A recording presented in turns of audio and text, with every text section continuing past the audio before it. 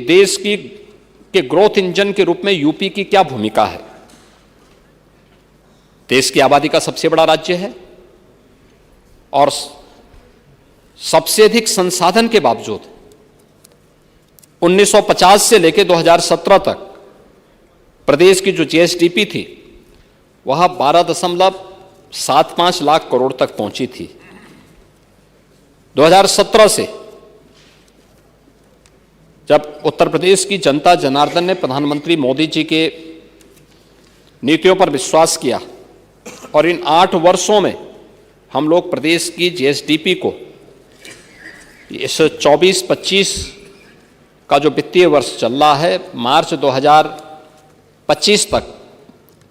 12.75 करोड़ रुपए से बढ़ाकर के 27.71 लाख करोड़ यानी दोगुने से ज्यादा पहुंचाने में हम लोग इसको सफल हो रहे हैं।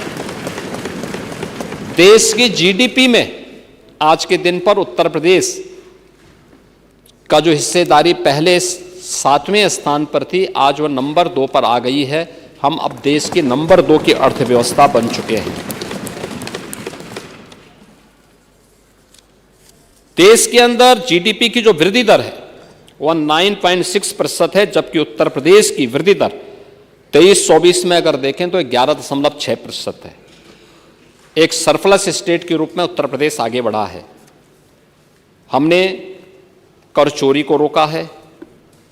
रेवेन्यू के लीकेजेज को हमने समाप्त किया है, डिजिटल मैकेनिज्म को अपनाया है और उसका परिणाम शासन की कार्य पद्धति में एक ट्रांसपेरेंसी के रूप में सबके सामने आया है। हमने एक एक पैसे का उपयोग उत्तर प्रदेश के विकास के लिए और गरीबों के कल्याण के लिए उस पैसे का उपयोग किया है। प्रदेश में 8 वर्ष में हमने एक भी टैक्स नहीं लगाया है। आपने इस बात को देखा होगा, जब हम टैक्स की बात कर रहे थे तो मुझे बताते हुए प्रसन्नता है कि पिछले 8 वर्ष में हमने पर कैपिटा इनकम को बढ़ाया है, प्रदेश की जीएसडीपी को बढ़ाने, दोगुना से अधिक करने में सफलता प्राप्त की है और यह पिछले 8 वर्ष में विकास के पायदान पर या हर एक सेक्टर में उत्तर प्रदेश को एक नई ऊंचाई तक पहुंचाने के साथ हम लोगों ने प्रदेश के अंदर जो कुछ भी किया है बिना किसी टैक्स बढ़ाए हुए, यानी प्रदेश में डीजल पेट्रोल की दरें देश में सबसे कम है, प्रदेश में वैट की दर भी सबसे कम है और इस सब के बावजूद उत्तर प्रदेश एक रेवेन्यू सरप्लस स्टेट है और यही राम राज्य की अवधारणा है। भगवान राम भरत जी से इसी बात का उल्लेख करते हैं जब उन्होंने इस बारे में चर्चा की, उनसे कहा कि वे बरसत हर्षत सब लखे करसत लखे न कोय तुलसी प्रजा सुभाए से भूप भानु सो होय। यानी श्री राम जी भरत जी से कहते हैं कि हमें प्रजा से कर ऐसा लेना चाहिए जैसे सूर्य लेता है, जैसे सूर्य समुद्र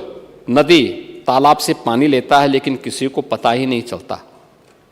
परंतु जब वह बादल के रूप में जरूरत की जगहों पर बरसता है तो सबको पता चलता है, खासकर तब जब जरूरत की जगह पर बरसता है और सभी खुश हो जाते हैं। इसी प्रकार सरकार को कर इस तरह से लेना चाहिए कि किसी को पता न चले, पीड़ा न हो, लेकिन जब उसी टैक्स का इस्तेमाल जनता के हित में खर्च हो, जैसे हम लोग कर रहे हैं, expressway, highway, inter state connectivity, medical college, smart city, school, colleges, universities, hospitals, तो जनता का कल्याण होता है, विकास इससे होता है और हमारी सरकार इसी भाव के साथ, राम राज्य की इसी भाव के साथ कार्य कर रही है, जिसका उदाहरण मैंने आपके सामने यहाँ पर प्रस्तुत किया है।